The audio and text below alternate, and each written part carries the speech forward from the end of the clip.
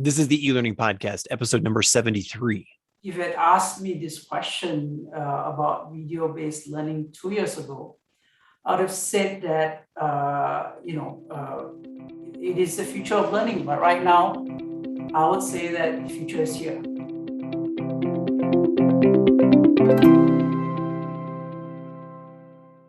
Welcome to the eLearning Podcast. My name's Laddick, and I'm your host from lmspulse.com. My guest for today is Ramanan Ramadoss, a serial EdTech entrepreneur based out of Singapore. In this episode, Ram and I talk about Tutoreels, his latest venture in what we maybe should start calling the TutorTech space. In this very instructive conversation, Ram and I talk about what it takes for an e-learning technology to support the tutoring experience effectively, and the growing number of interesting use cases beyond your typical student-tutor relationship. We're talking about things like K through 12, universities, corporate learning, and all kinds of specialized schools. Ram and I also talk about why, for him, we're living in the future of video-based learning with access to features and experiences most of us hadn't thought of just a couple of years ago, but why we should still be careful when expecting live video to replicate the face-to-face classroom.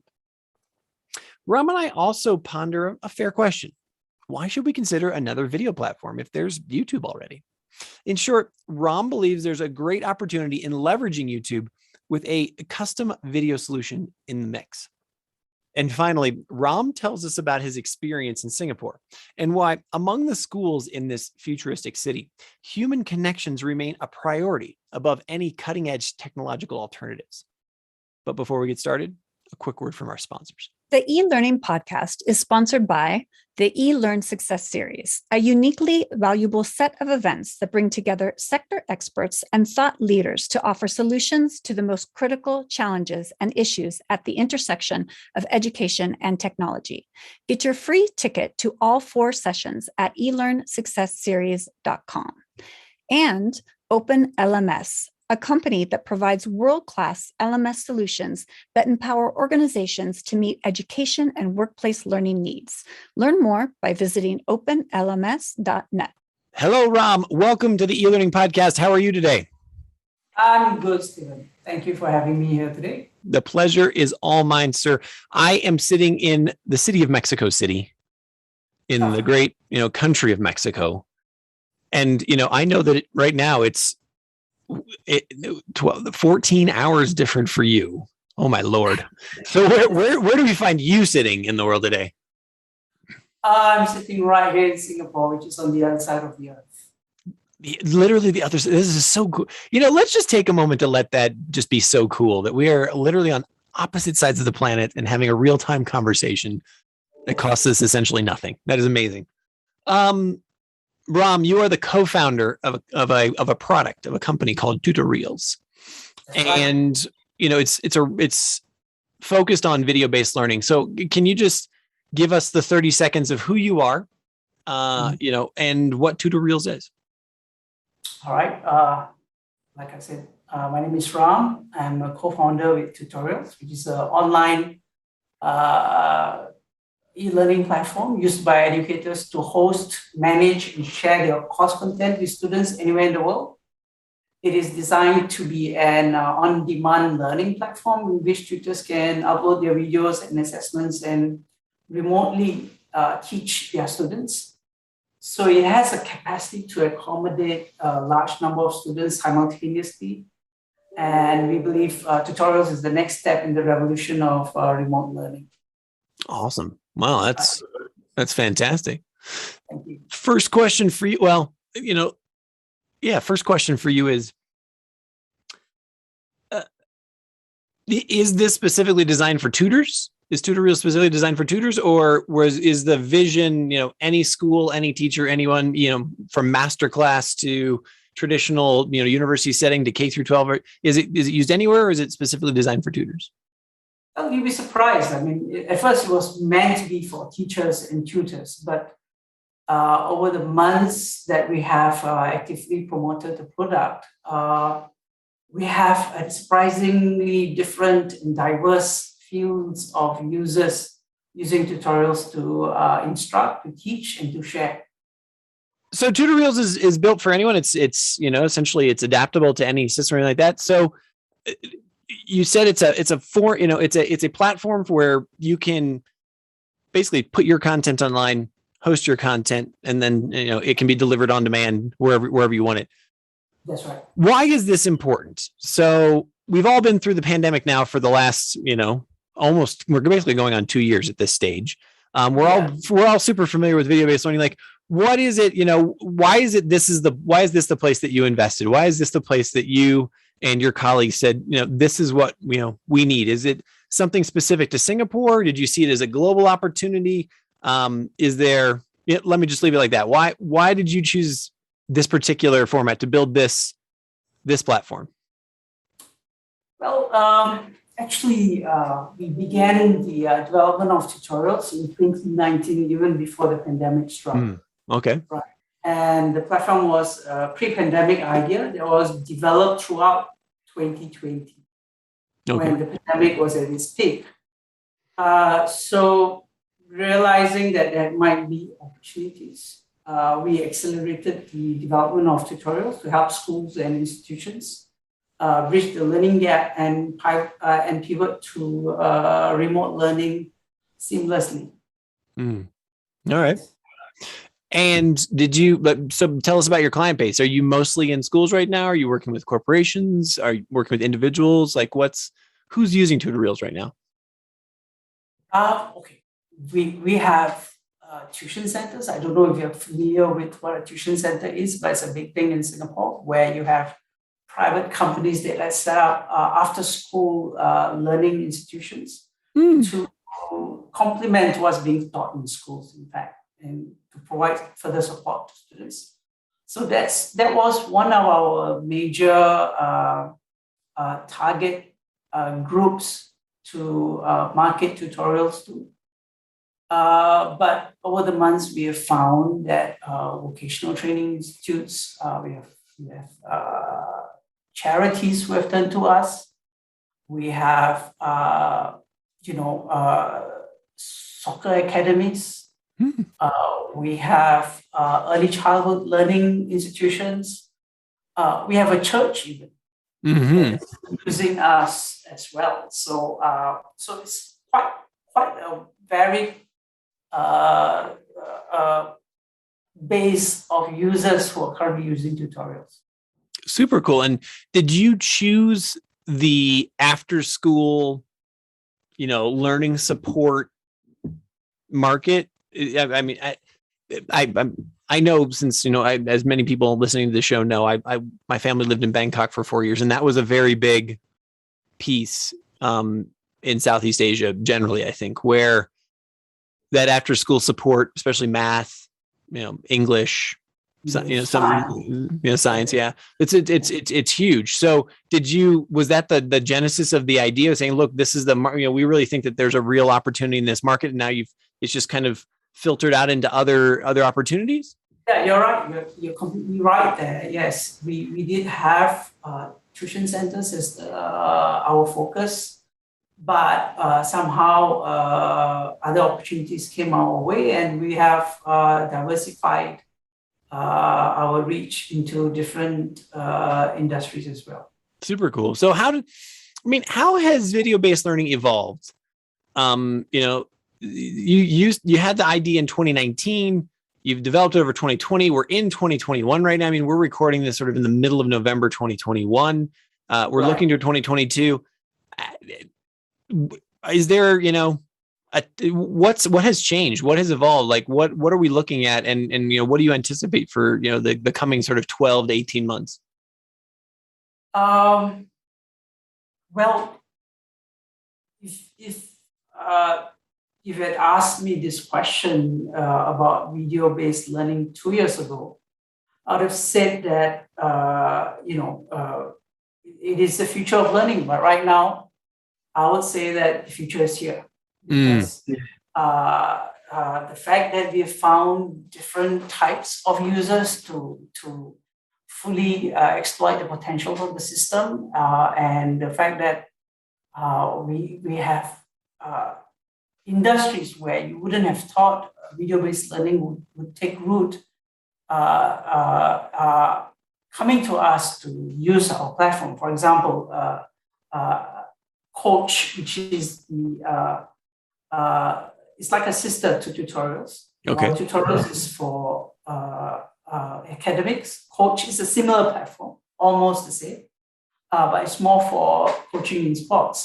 So now we have kids who are turning to our platform to train remotely because they cannot attend physical lessons on the field, right? So video-based learning has kind of evolved to meet the changing needs, of course, due to COVID as well, right? But it's been a catalyst, I think, in many ways. Yes. Sure. And what do you anticipate, I guess maybe let's start with, give us a sense of what Tutoreels looks like. Is it quite simply, let's just say I'm a coach or I'm a tutor, and I create a lesson either using a screencast or using a video. I upload it and it's available to my students. Are there other pieces within the technology? Are there other pieces within the platform or other, unique features? Yes. Well, one of the things I like about Tutorials is that, it is very easy to use, right? For both the user and for the teacher as well. If you have seen Netflix, I'm sure everyone knows Netflix. So it very much looks like Netflix. You wouldn't be able to tell the difference. You have reels, you have categories and you have reels with, let's say under horror, and you have all these movies under horror. So it's the same thing on Tutorials. Under maths, you will have all those videos lined up, and you can further drill into that to split out those videos into topics as well. So it's just reels after reels that you would see, just like how you see it in Netflix. There was actually all sorts of inspiration for designing this as well. Okay, excellent. And as someone drills into each of those topics, are they searchable? Is the video searchable, or is the platform searchable in a way? So if I'm a parent and I say, look, I know that I need to have, help with a quadratic equation for my child, Well, we've made it so easy to look for that video because, first click on maths and you go into maths, you click on the topics, you go into the topics, and then the reels will appear with their little headings, and you can find the exact video that you want very easily. Okay, excellent. What's been the, as you've entered into these after school supplementary institutions, as you've worked with churches and nonprofits and whatnot, tell me about some of the challenges that you've had. What are some of the challenges that you've found? Is it, adopting the platform? Is it helping people to develop content? Is it something that I'm just not thinking of at all right now? Well, you're right. There were many challenges for us. For example, I think one of the biggest challenges for us was changing the mindsets because, when we went into home-based learning, due to the lockdown, and schools had to close and teachers had to bring their lessons online. I think one of the things that they tried to do was that they tried to replicate face-to-face learning, which is synchronous, and at the same time, it's real time, right? It's real time and synchronous.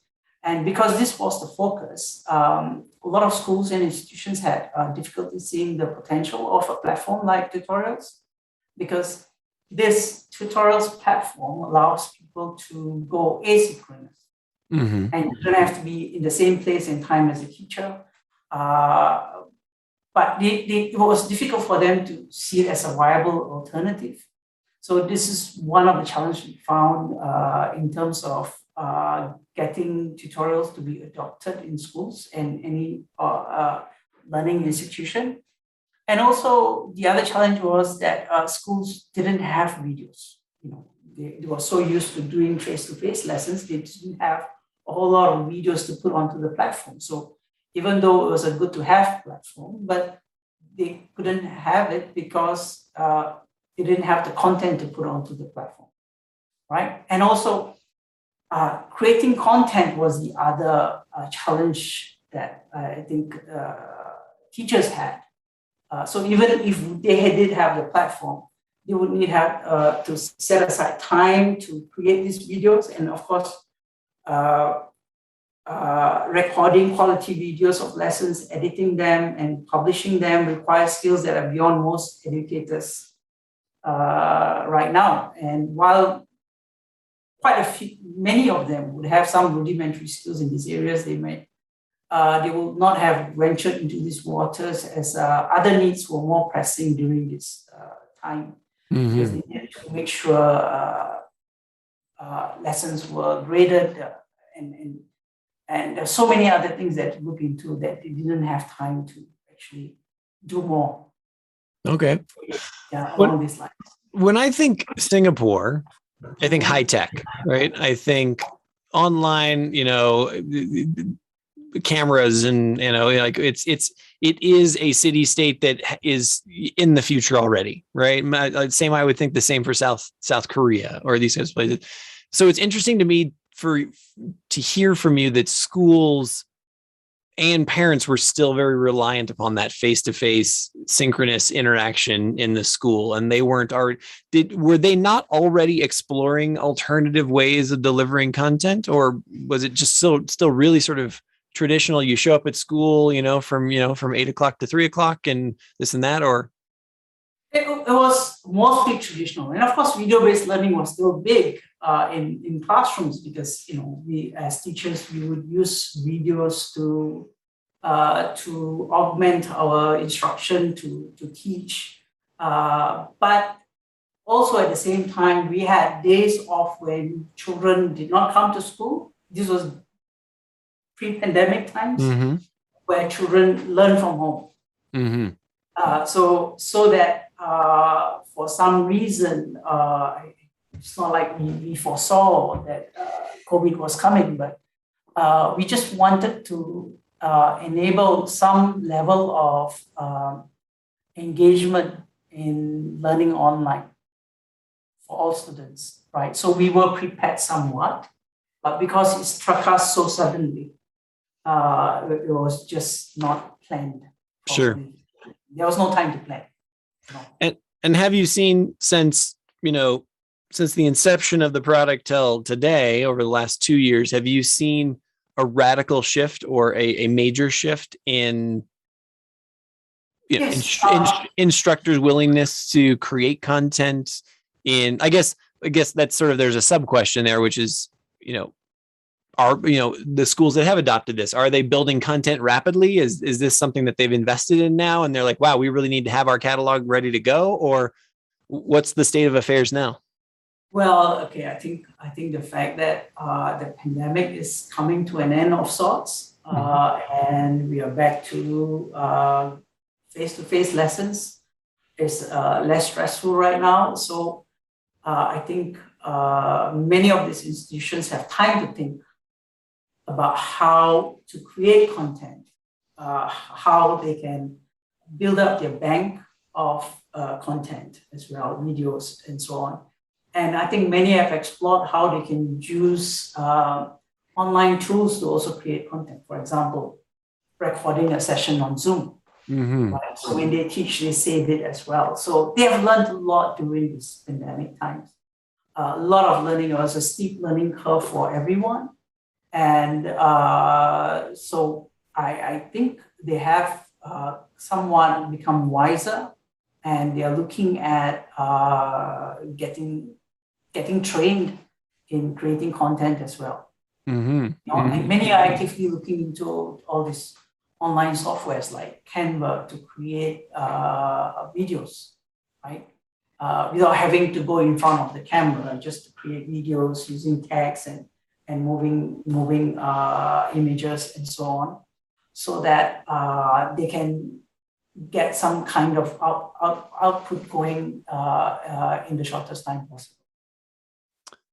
My thought is sort of leading to like how and why, and I mean this in the best way. Tutoreels, right? Let's just say I am a after-school supplementary institution, or even a traditional, just sort of your regular classroom, K through 12 or whatever. Right. Something like the Khan Academy exists, right? And this is somebody who's been building this, this is a massive institution now, math from the very basic to the most complex are available there. Mhm. Why recreate the wheel? Why does it make sense for someone to build their own video library and their own content and those kinds of things rather than just sort of saying, hey, look, here's lesson 3.2 and this is the quadratic equation and here it is on the Khan Academy. Like not to call out the Khan Academy, there's others as well, right? Yes. So I think another app that's bigger than Khan Academy is YouTube itself. well, amen. Well played, sir. Yes. Yes. So YouTube has huge amounts of content. The only problem is it's not curated, right? What you teach in one country does not necessarily become relevant in another country because of the way they teach, the points that they teach, and so on. Like, for example, algebra can be taught slightly differently from country to country. So what Tutoreals does is it allows you to curate. You can just pull off content from YouTube as well, right? And create your own library. Okay. Because YouTube just allow you to embed content wherever you wish it to go. And so one of the strategies that many of our users have employed is to pull content from YouTube, curate it, but of course they have to spend time looking through the videos to see whether it's relevant as well. So there are lots of excellent videos on YouTube on almost any subject. And as a quick, I think quick fix, all right, what they've done is they pulled these videos from YouTube, put it on Tutoreals, right? It takes a minute. You don't have to download. You just put the URL and that's it. It's done. And they hope to also create their own videos in the future to replace these videos eventually. So they can be up and running with, if you're talking about a department with 5-6 teachers who want to create something like this, they can be up and running in about 1 week with maybe 200-300 videos easily. Wow.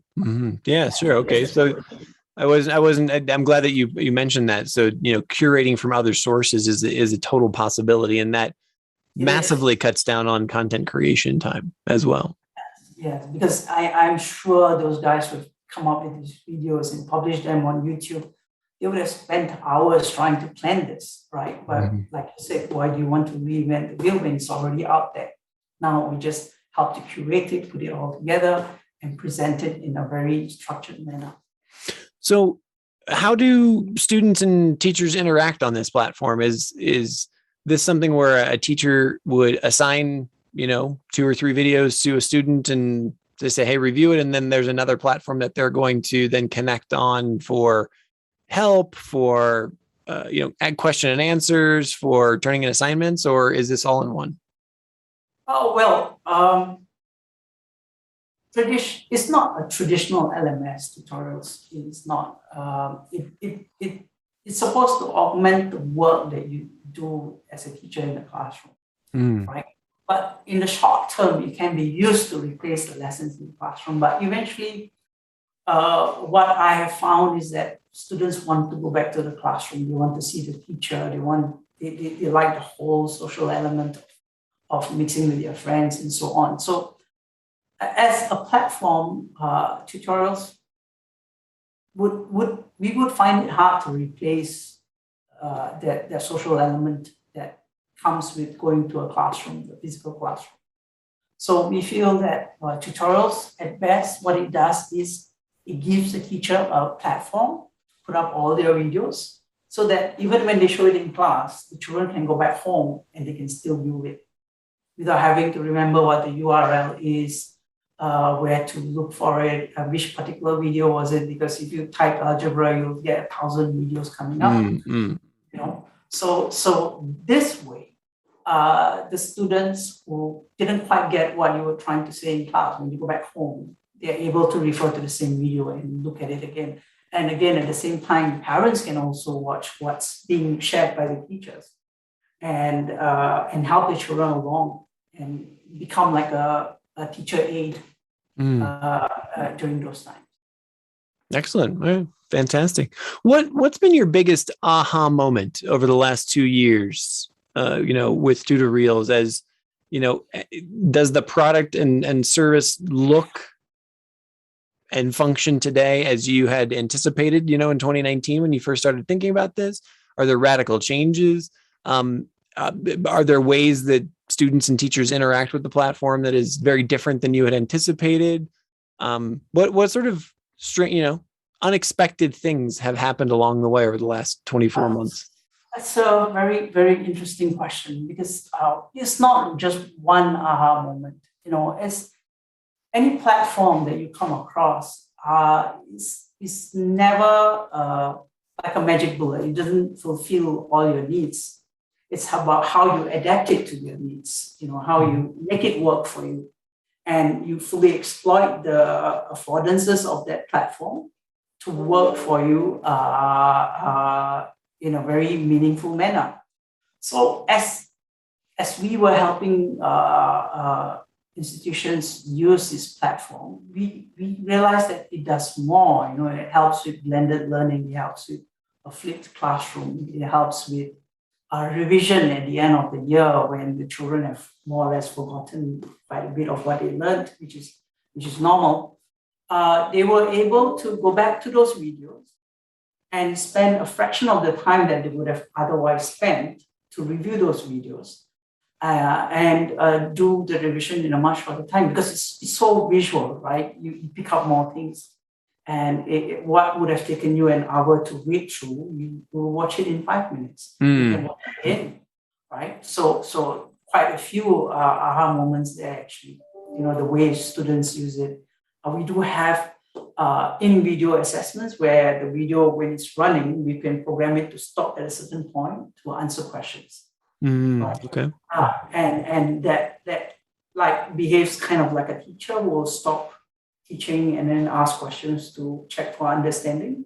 So our system does that as well. And that's one of the teacher elements that we found has been useful to students in using the system. You mentioned that the other platform, or the sister platform, Coach, is focused mostly on sport. Right. How does that work? Because is this, in my mind, let's just say I'm providing instruction to a football player or a badminton player or a volleyball player. It seems very, very individualized. So how does this work in this particular case? Is it an individual coach who says, all right, take video of yourself and I'll review it, or I'm going to give you a couple of lessons about the basics and then we're going to work it together? Like, what's that mean? How does that work? How we work for the soccer academies that are using was that, there was a period of time they cannot get onto the field, they cannot see the players. But at the same time, they wanted the players to practice certain skills. So what the instructors or the coaches did was they videotaped themselves doing a certain skill, let's say dribbling or heading. And so the students, after watching the video, they'll practice it themselves at home or in the field or in the backyard. So they didn't quite feel that they were missing their lessons. The parents will get involved, the siblings will get involved, and it became a way. It became a way to continue the training despite the lockdown. I see. And I think before that, what the coaches were doing was they were recording these videos and they were sharing it by WhatsApp, by email, and it was all over the place. So this helped us to consolidate it onto one platform, and you can see all the videos there that they have put up as well. So that's how it's helped them. And right now, you would think that it wouldn't have a use because they've gone back to face-to-face training and going back to the field, and they're going to throw away tutorials or to throw away coaching and not use it anymore because they don't need it. But what the coaches have found is that they can still use it to continue the training even during the midweek times. when, because midweek is not a time when they will attend such practices. So midweek, they can always do something different. And during the weekends when they go for actual training, they can get feedback from the coach on what they have practiced by showing it to the coach. Oh, super cool. Fantastic. Thank you.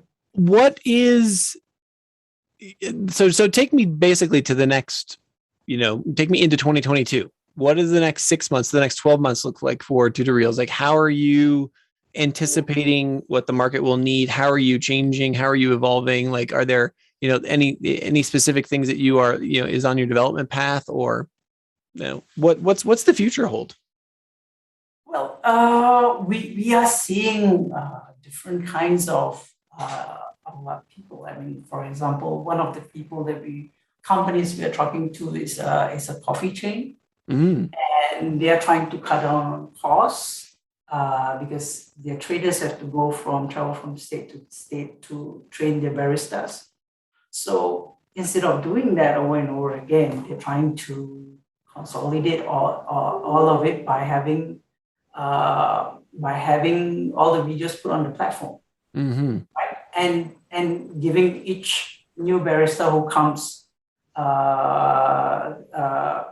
who's new to the company, giving them access to the platform for them to learn, so that even when they go home, they can watch the video again as many times as they want to perfect their techniques. So we are seeing that there are many different industries which can potentially benefit from using tutorials to cut down on costs, to ensure that they don't have to retrain their workers, especially in industries where the turnover is very high and they have to constantly train someone new. So this cuts down the cost tremendously as well. So these are kind of companies that we are beginning to see who are taking an interest in adopting tutorials as their choice of platform. Super to cool. put out their videos. Final question for you is one I ask everyone on the podcast, Ram, and that is, outside of Tutoreels, outside of Coach, what are you most excited about for the next 12 to 18 months? Is there another technology? Is there a podcast? Is there a book? Is there another group? Is there an educational platform? Like, what is it that you'd like to give a shout out to that you're excited to look at? We are excited to find out more about what our users want from us, right? Because Tutorials as a platform is user driven. We had to conduct about 116 interviews even before we started developing the platform, right? So we are continuing that, and we just don't know what's going to come next. What's the next request going to be about?